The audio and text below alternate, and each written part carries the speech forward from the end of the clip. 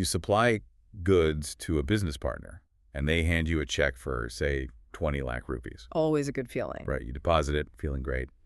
But then it bounces. Yeah, that's a nightmare. You do everything right. You follow the rules, you file a case, and you fully expect to get your money back in court.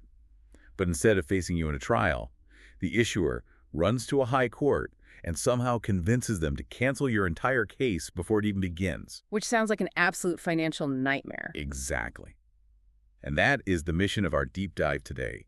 We're unpacking the 2025 Supreme Court judgment of MS Sriram Sales v. Abhay Kumar. We've got a stack of analysis on this, but really we're treating this as a compelling human story about protecting financial trust.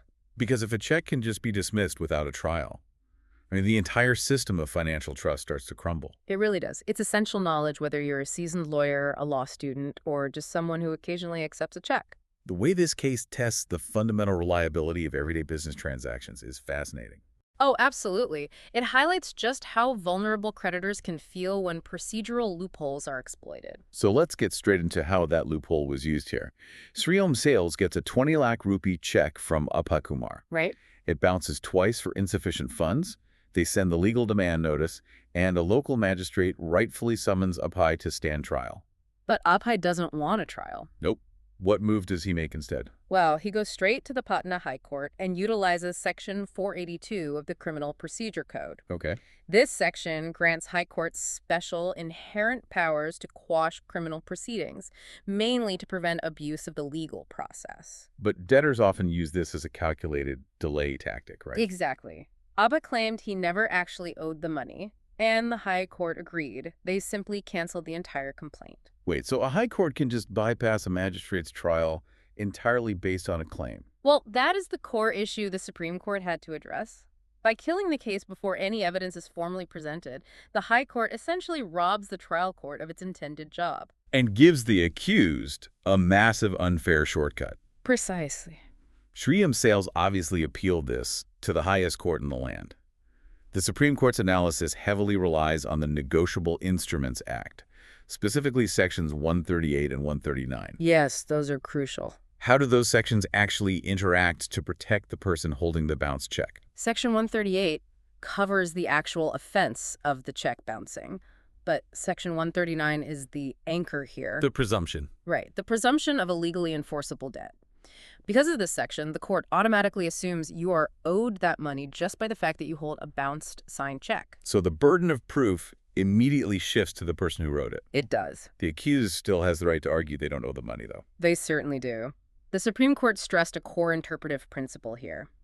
The accused absolutely has the right to rebut this presumption. Okay. However, they must do so with hard evidence during a proper trial court proceeding, not through a backdoor dismissal. Which leads to the Supreme Court issuing a very strict warning. They explicitly stated that high courts cannot use their special powers under Section 482 to conduct premature mini-trials. Or roving inquiries. Right, to dismiss cases just because an accused denies a debt. When a high court dismisses a case at the threshold simply because the accused denies the debt, they overstep their boundaries. Determining the validity of the debt is the trial court's job. As a result, the Supreme Court set aside the High Court's order and commanded that Abhay must face his trial. It's a huge clarification. That verdict is incredibly empowering. Let's break down the practical takeaways for everyone listening. For the general public and business owners, what is the bottom line? The reassuring reality is that the legal system is fundamentally designed to protect creditors.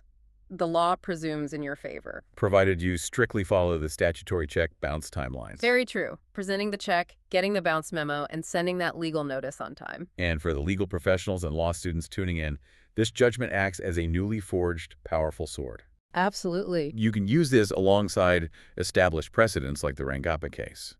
That one also reinforced that the burden of proof falls firmly on the accused. It is an invaluable tool for arguing against accused persons who try to use high court shortcuts to bypass legitimate trial proceedings. It firmly shuts the door on using Section 482 as an escape hatch. Completely shuts it. It all comes back to protecting financial trust. But it leaves you wondering.